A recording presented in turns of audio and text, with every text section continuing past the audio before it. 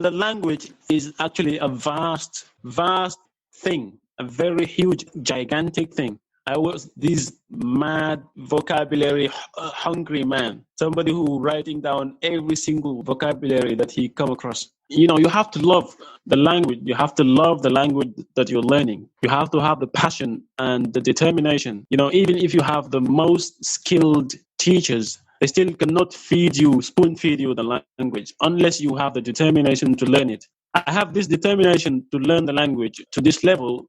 That's why I am here today.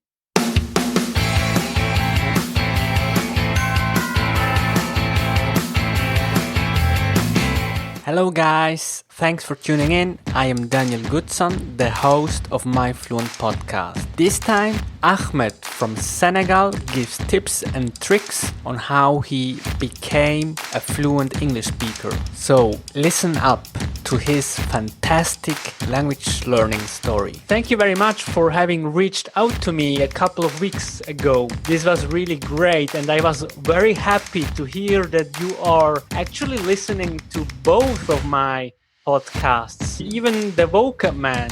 I was so glad to hear that. Yes, it's a pleasure for me to listen to your podcast. It is quite interesting. And I see myself in listening to your podcast because I am a learner and you are always presenting yourself as a learner as well. And we shared some interest in there. So that's why I'm very, very glad to listen. I'm always happy to see somebody who's not a native speaker and doing his best like you. I'm very excited to learn more about your language story and about your learning methods. I'm sure that our listeners and I will learn a lot from you. If I am not mistaken, you taught yourself English without ever having attended any English school. So maybe you could introduce yourself to our listeners. Thank you very much, Mr. Daniel. My name is Ahmed Djago and I live in Senegal. Senegal is a country of 16 million inhabitants located in West Africa. And when it comes to learning a language, a second language or a third language, for me I have a very interesting story. Because when I tell somebody that I live in a country where the official language is not English, and I've never attended an English school or an English institution, and yet speak English the way I am speaking it this day, it might amaze him, Yeah, you have a really great, flawless accent, it seems to me. Thank you very much. The story is quite interesting for me because Senegal is a country where the official language is French because it has been colonized by the French. But here in Africa, when we say official language, mostly we don't mean that the official language is the language that is spoken by the vast majority or the whole population of the country. French is the official language, but we have other national language, which is the language that is named Wolof.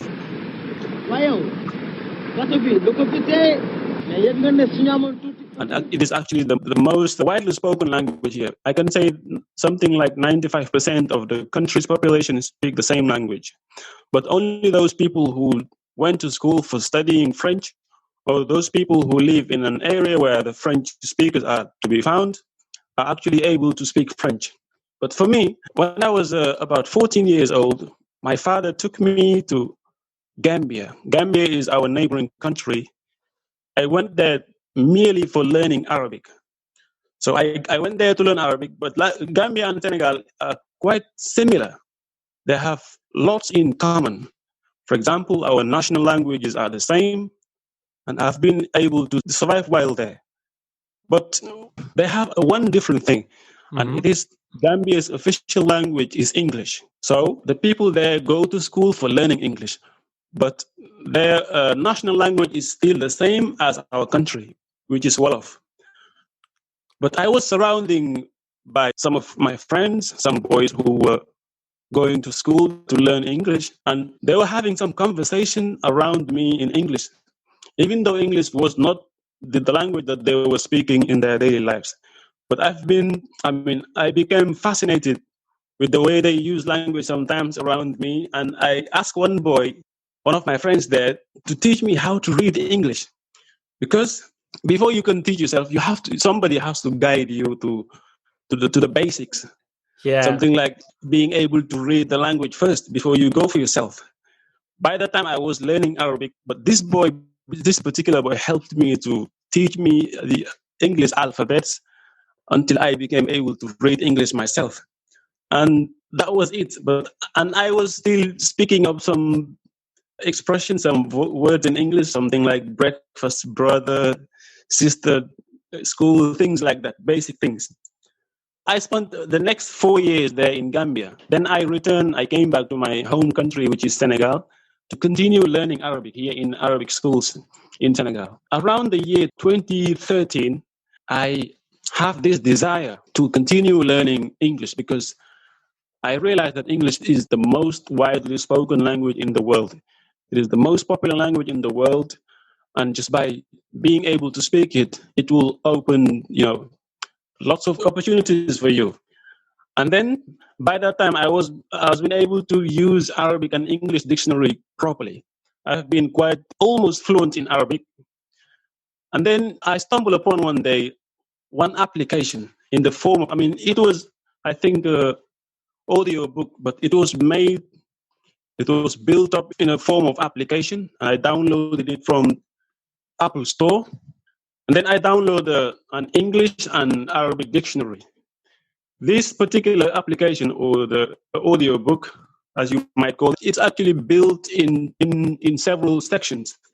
There was beginner section, an intermediate, and an advanced section, but in the form of stories.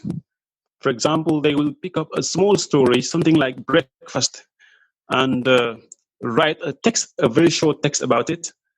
So when I downloaded this application, I thought, wait a minute, now I can teach myself English without needing any teacher or going to school. So I found a notebook and began writing those stories in my notebook, one story a day. This is how I did it. So I will pick a story a day. You wrote Yes. it down, the whole story. You made kind of a dictation out of it. You listened to it and then you wrote it down. I will open the application and write down the story in my notebook, and then download the voice file and listen to it several times until I became convinced that I can read it myself without listening to the voice. And then I will use the dictionary, Arabic English dictionary, to translate the new words for me and write down their meanings in Arabic beside the words. And then by the time I was in Arabic school, but I have some free times during the day. I would use those free times to learn these stories, learn repeating them for the rest of the day until, this is the way I use to gain so many vocabularies for the next, let's say, 5 years. Okay, that means you were very focused on particular stories. Is that right? So you just stick to one story until you could learn it by heart. Yes, the stories are not that long. It is built in a way that's usually 10 to 11 lines. I see. For example, let me give you an example. A breakfast. He will write about breakfast about 10 lines, just 10 lines. For example, I'm Ahmed. I will wake up early in the morning. I take my breakfast. My breakfast is made out of bread and things and this and this and that. I will write down that story, a short story. Yeah, I see. And learn it by heart. And the next day I will take the next story. Yeah, that sounds great to me. So this is the most effective way of gaining new vocabularies, because you will learn the vocabularies in context. There you will have the grammatical construction, and the words are being used in sentences, and you will learn how to use them yourself if you need them in the future. Yeah, I think today the danger lies in being overwhelmed by the vast resources out there, so that it seems to me that we can't stick to one resource. We want to consume more and more and more, and maybe that's dangerous because we can't remember things. We just want to consume. That makes it hard in a way to just stick with one book, for example, and to learn it by heart. Yes, but the learners should be very careful about being bogged down with lots of resources or lots of materials when it comes to learning a language, because today the internet is making the things, it is a huge field. If you are not being careful enough, you might get yourself in a difficult situation. You have to focus, you have to choose wisely what you believe that is going to take you into the next level and stick to it.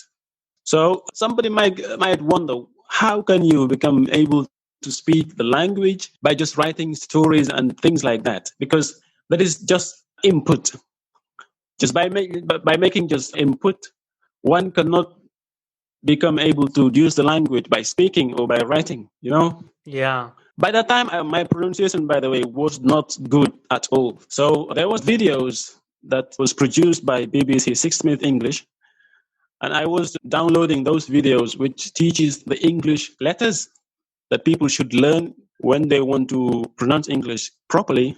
And I think is actually about 44 letters, isn't it? Yeah, I think I know this show. They also had or have a podcast, which is still going on, I think. Yeah, yes.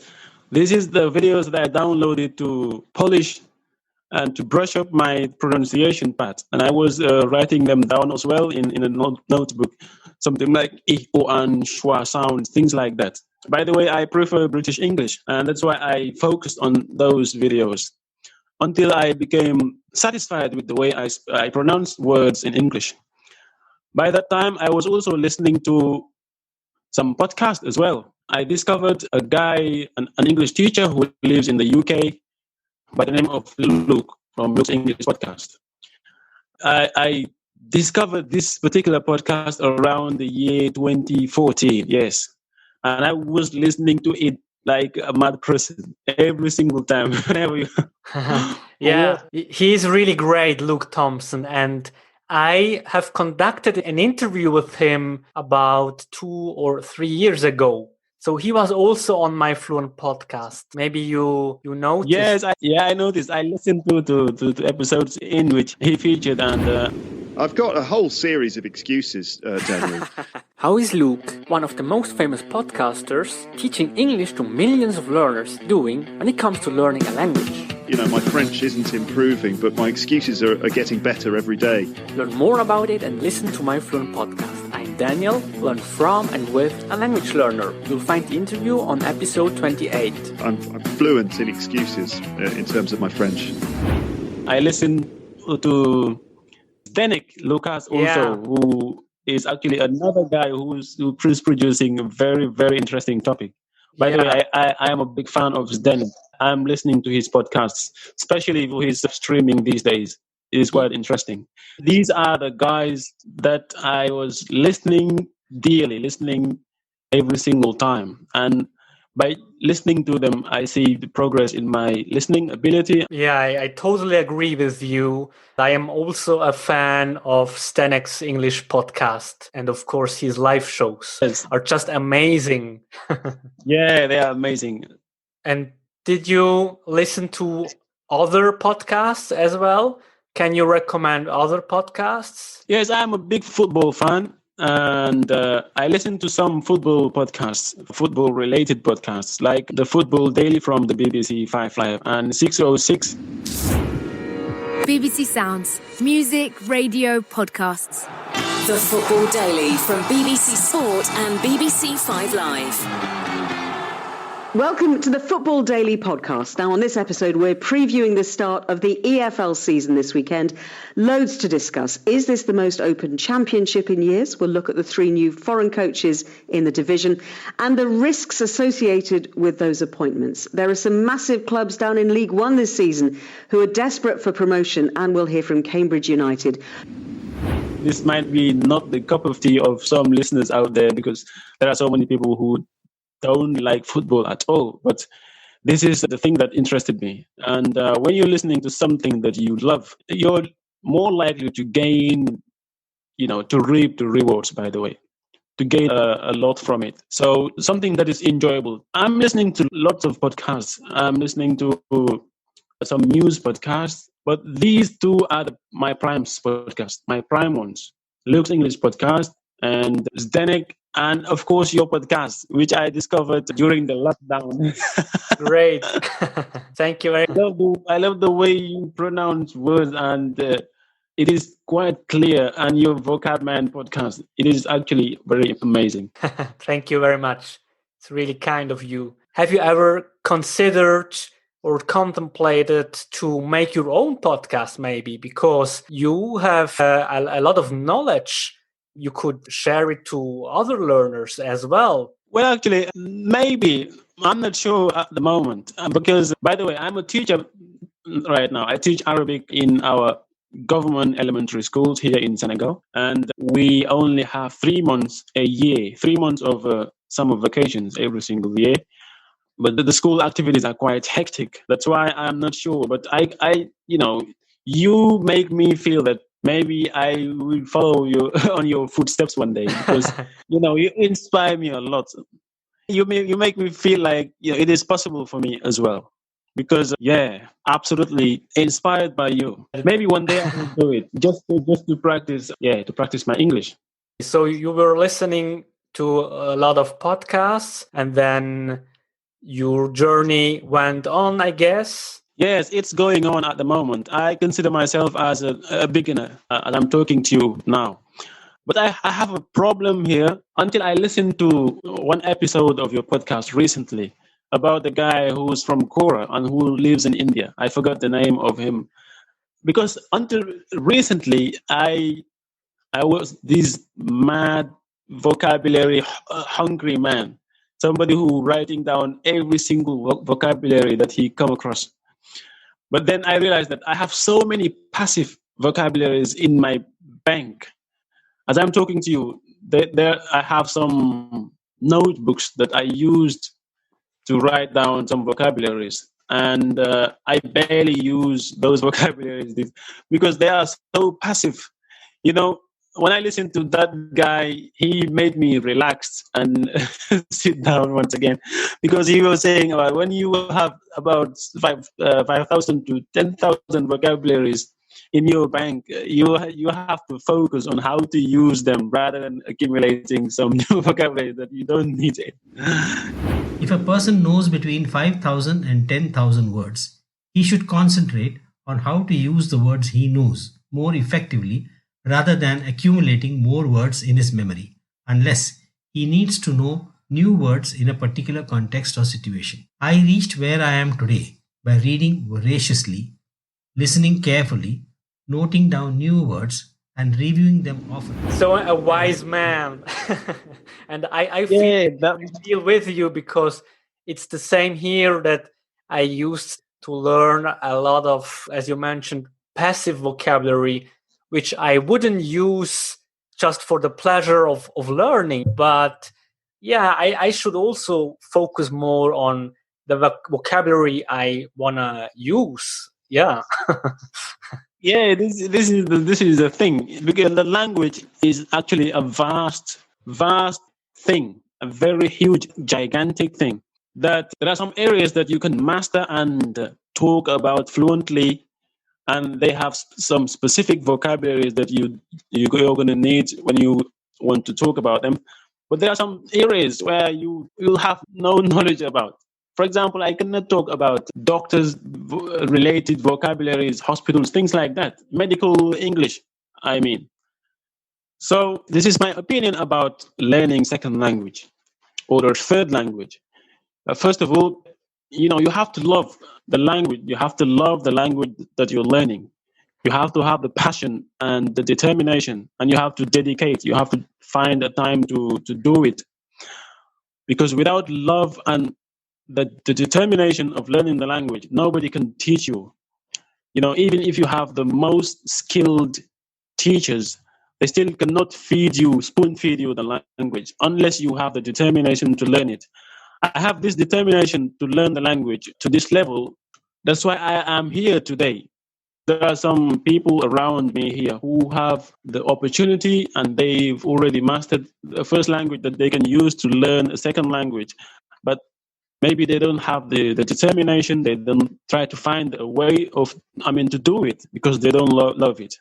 I listen to some people talking about find enjoyable way of learning the language. Let's not lull ourselves into a false sense of security.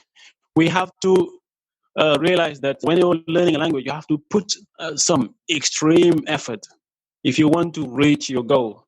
You don't have to just do some little things a day and expecting to reap the rewards.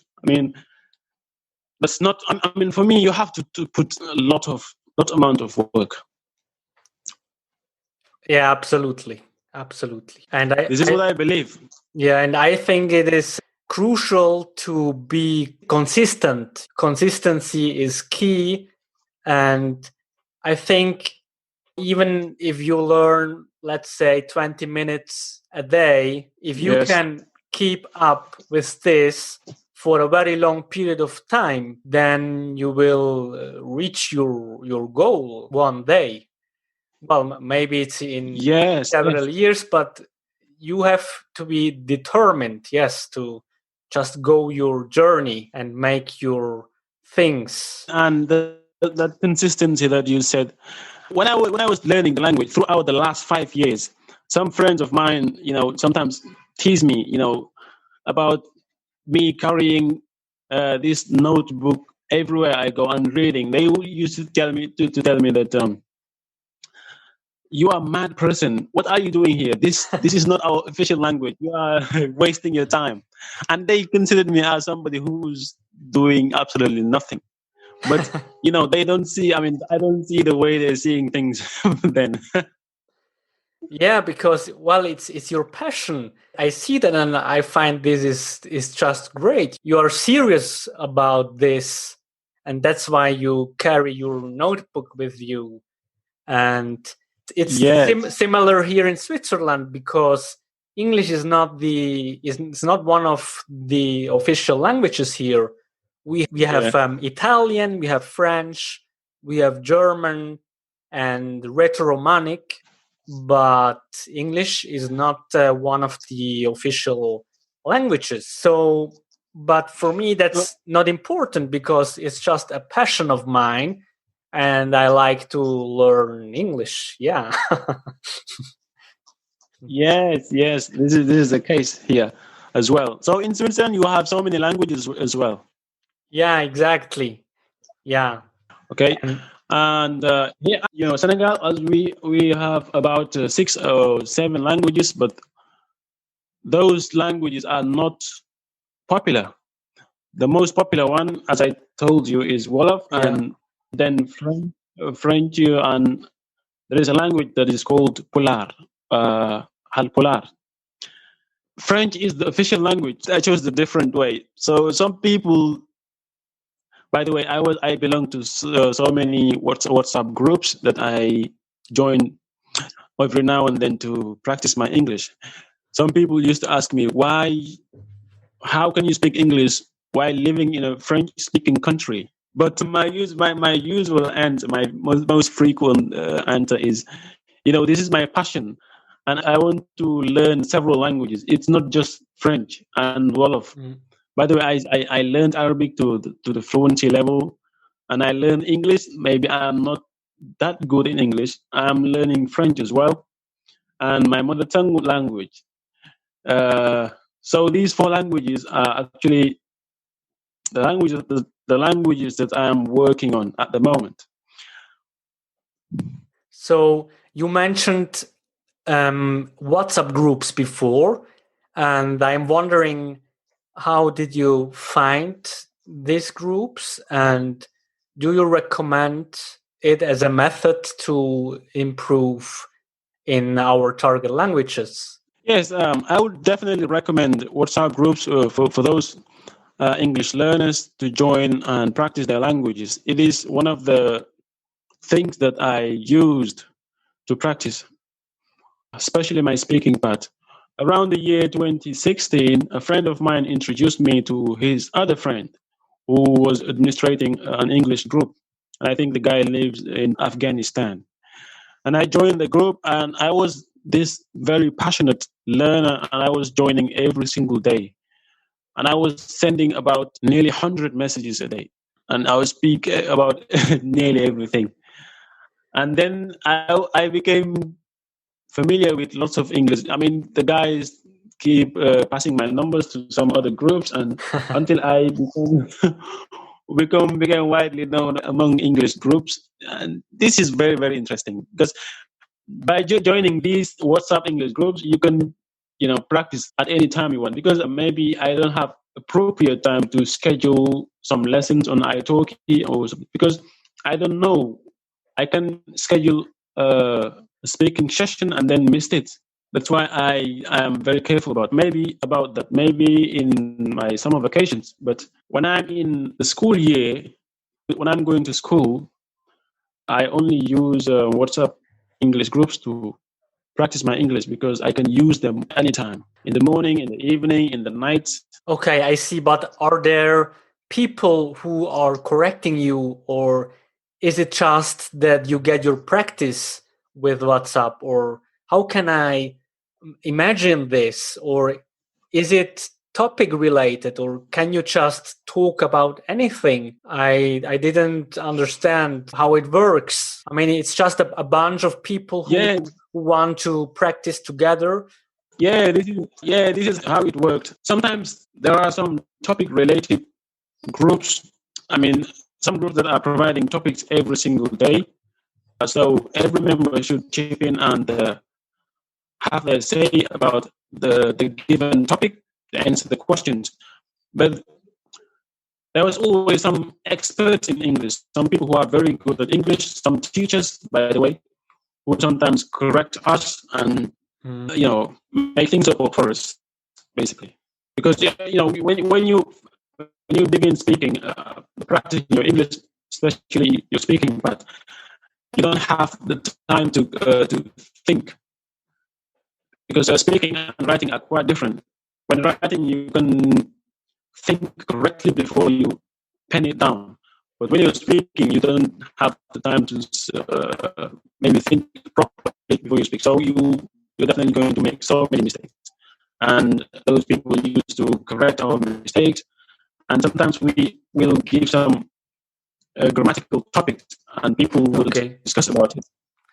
So there are very skilled persons on the WhatsApp groups. It's like everyone is helping each other out in a way, and together people can improve. It's great. Everyone will help each other. There's always some different levels in WhatsApp groups. Some intermediate learners, some advanced learners, and the beginners learners. And people will help each other.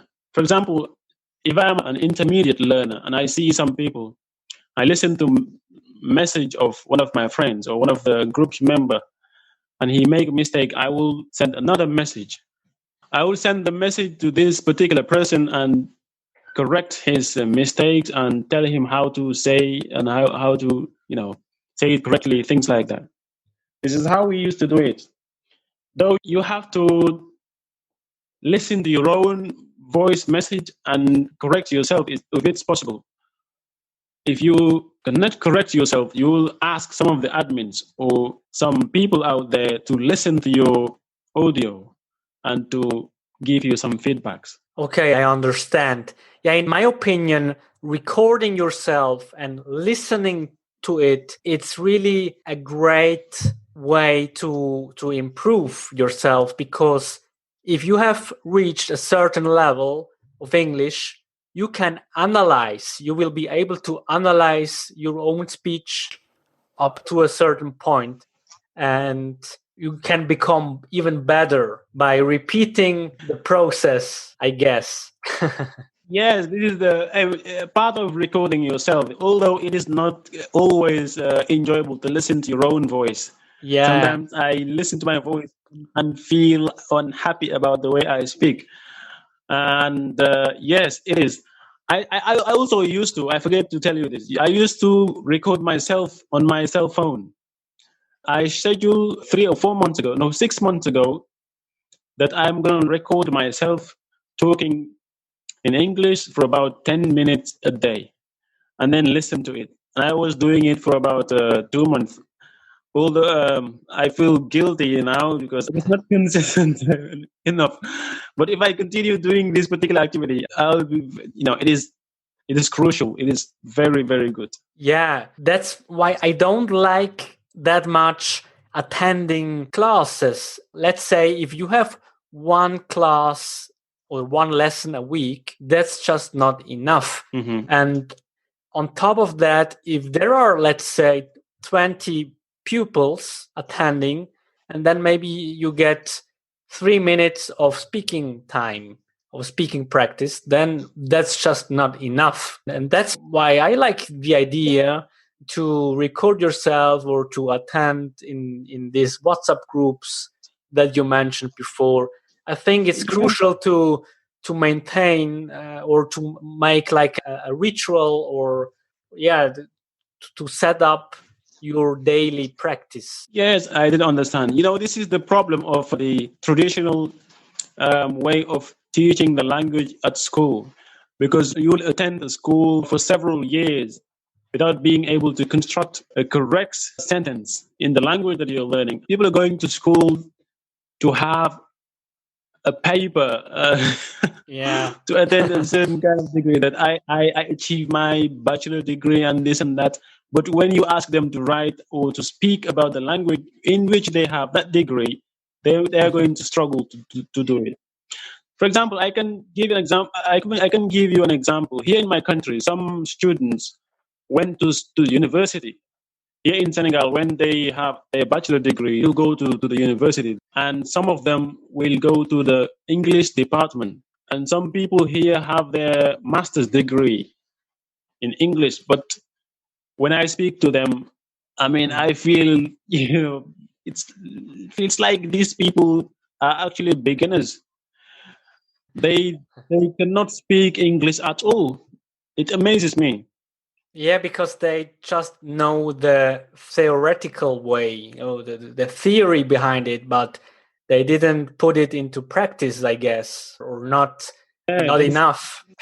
that is correct. When they listen to you speaking, they can spot the mistakes and the good and the bad things about you, the way you speak. But when they themselves are trying to speak, they will struggle to make a correct sentence. And this is why I love self-studying, because when a particular person decides to study a language by himself or herself, it means that he have the passion, because it is your own decision.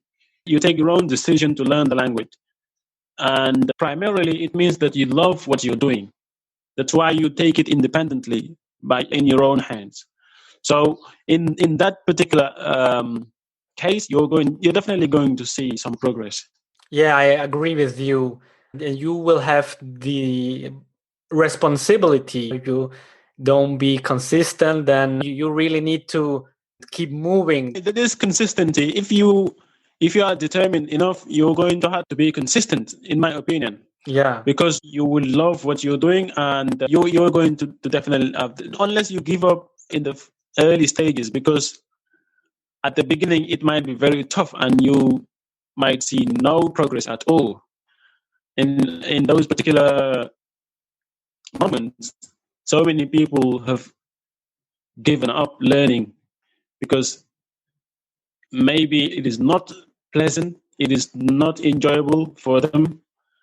But sometimes I think you need to have some inspiration, some people who inspire you to continue. That's why listening to podcasts are very, very, very good. Because in listening to podcasts, you're going to find someone who inspires you, particularly when you are living in a country where the language that you're learning it's not spoken there. You're not seeing people around you speaking the language. So you need to be inspired every now and then. So listening to some podcasts and linking up with people like Mr. Daniel is actually going to make you feel inspired and want to do more. Yeah, absolutely. And it's kind of funny because, I got my inspiration by other podcasters as well. For example, maybe you know him, Chris Broholm, who also have a podcast called Actual Fluency. And well, Actual fluency, yes, I he know him. inspired me a lot, and he was a reason why I started out with my podcast. And it goes on. One inspires another person, and then me, I inspire someone else, and it's like a living thing. It's so beautiful. I don't make any money out of this. This is my hobby. I just like it. But when I hear Okay. messages this that I inspire other people, that makes it worth for me. You can't pay Yeah, money to give the same feeling, because I just want to help yeah. other people. It's a great thing, and I absolutely recommend to everyone to start their own podcast, or maybe to be creative in another way. It must not be podcasting. They may be other things that are also good and creative in a way.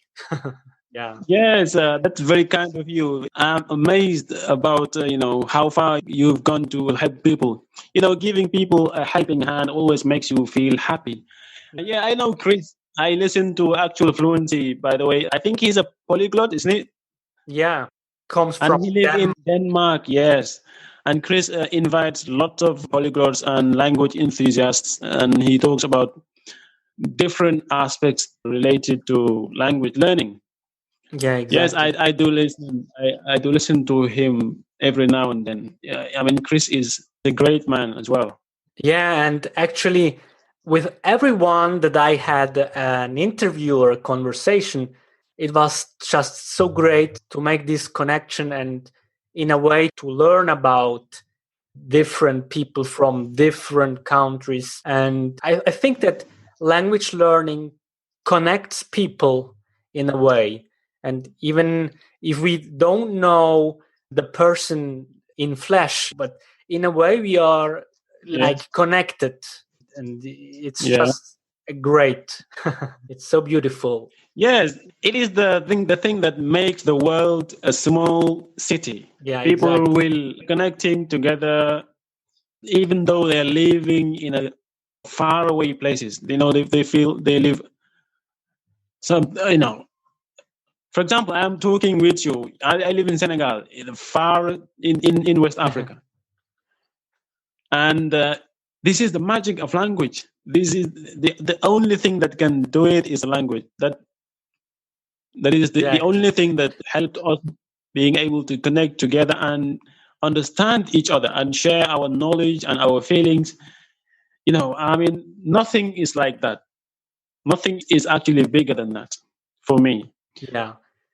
So textbooks are or take a great part in your language learning. And can you recommend specific books, or would you rather say that every learner is different and has to choose a different book? Or I don't know if you can share something about that. Yes, textbook is actually the thing that helped me to get here today. But people are different. Some people might prefer to go another way.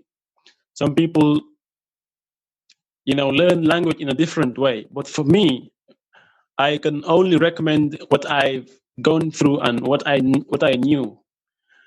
I learned it via textbooks. And by the way, everybody can download this particular application. It's called English Speaking and Listening. English Speaking and Listening. And it is actually built in 6 sections, I think. And there are some basic topics that everybody can write down and read just to make your input quite impressive. It will help you to gain so many vocabularies at the beginning.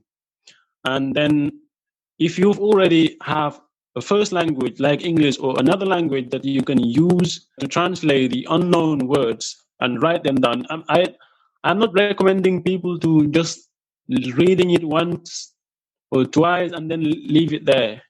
You have to give it a time and effort and write them down in a notebook and study them, review them several times. And by doing this, you'll see a progress fast, very, very fast. Yes, so why I prefer this textbook way of learning a language, because as I told you at the beginning, you will gain the vocabularies, construction of the sentences, and the grammatical way of saying things and writing things. I mean, it is a complete package for me. That's why I recommend it, rather than learning a language by acquiring some vocabularies, some lonely vocabularies. I mean, that is not the purpose of learning a language. If you're learning a language by just learning just one vocabulary, go and see things like that, maybe you will struggle to use them later on. Yeah. You know what I'm talking? Yeah. So I'm not recommending anybody just one particular textbook. You can find any textbook that you can find in a topic that interests you. For example, if you're a football fan, try to find a basic textbook that speaks or talks about football. If you're a drama or musician person, find something related to that field, that particular aspect, and read it. Put some efforts on it. You will see how fast you'll go. And what do you think about watching series or movies to improve in your target language? Yes, I believe this is also a very interesting thing when it comes to learning language. I think it can help, but for me, it's not my cup of tea. Maybe I don't have time to do it, but I don't deny that it is very, very interesting. And it can help you to improve your listening ability. But, for me, when it comes to listening, I prefer podcasts because it is suitable. You can do it while you can listening to podcasts while doing some other things. Yeah. For example, while running, it is something very convenient when it comes to listening.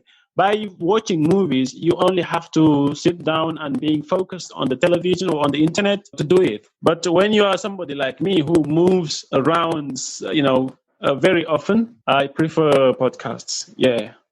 But if somebody actually prefer watching movies, series, and documentaries for practicing the English, if that particular thing interests them, I would recommend them to do that, because doing something that you love is crucial when it comes to learning language. Absolutely. I agree with that. 100%. Yeah. Yes. So, okay.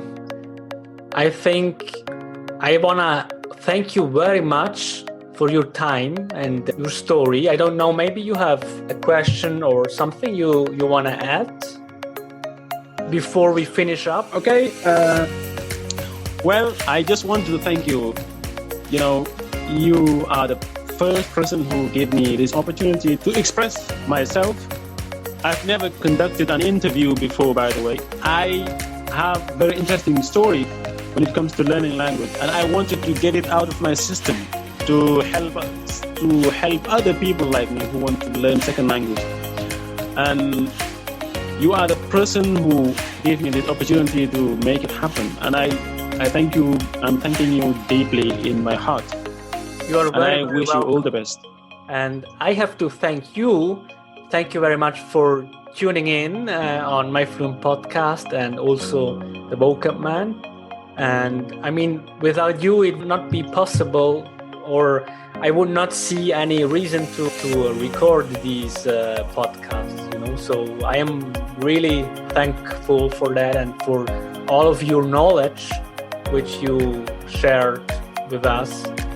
And maybe we can catch up on another day. Yeah, it's very kind of you. It's my pleasure. I'm very happy, and I'm looking forward to do that in the future. Hey, thank you very much, Mr. Daniel. Thank you very much. Have a nice day. Bye, Ahmed. Bye. Thank you. Bye.